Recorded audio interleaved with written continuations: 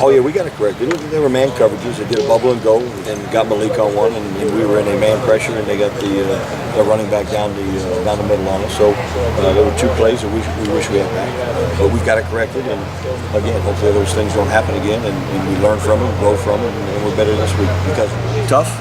Tuf's done a great job. He started with the Army, which is a great game. You know, it's a run every down game. It's about really being disciplined with key and reads, and that's Tuf's game.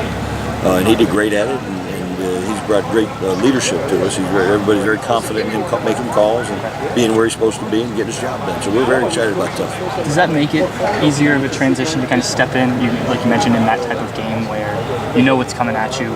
They're not going to throw it too many times, and then you kind of adjust to what comes at you next. I think so. I think that was a good game for Tuf to start.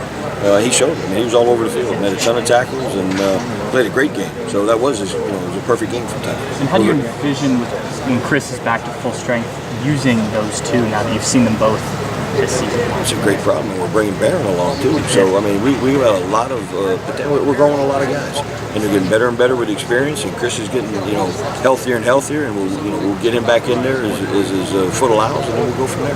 How do you decide who plays when? I mean, you know what I mean? Do you have a pecking order right now going into Saturday?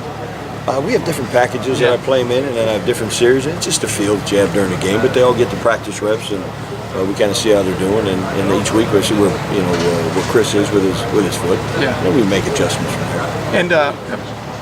And number 6 on their team, Ty Johnson, their running back and stuff. What jumps out at you on video about this kid? He's got great acceleration. He really can go. When he gets going, he's got great acceleration, and he's got good vision and patience. So he's a good back. They have 2 very good backs. You know, they'll hit any hold at any time. So the linebackers have to be very disciplined. Do they look better up front too? I mean, it looks like the inside zone play they block extremely well now. So I mean, what just stands out about what they're doing up there? It's a physical offensive line. This is a good physical offensive line they have with 2 talented running backs. They rush for 260 yards a game. So we've got our hands full with the run game. And when you add that physical line to a guy that can bounce it, I mean, Ty can bounce out to the side and stuff. I mean, I guess what do your guys need to keep in mind? Discipline. Yeah. It's gap discipline. Everybody from the D linemen to the linebackers to the secondary that has a gap have to be where they're supposed to be. And that's how we have success. And then we got to make our tackles. How pleased have you been with those guys' progress, and are you trying to find ways to get them into that defensive rotation? Well, we take great pride in working on the special teams in our room. We hope the linebacker, we'd love to have every one of us on the kickoff team. You know, we've got 5 or 6 on it right now, so we really spend a lot of time talking about special teams and working on the techniques to go with it. So this is not linebackers. I mean, it's the linebacker group. If you want to have great special teams play, it comes from the linebacker room. It starts there.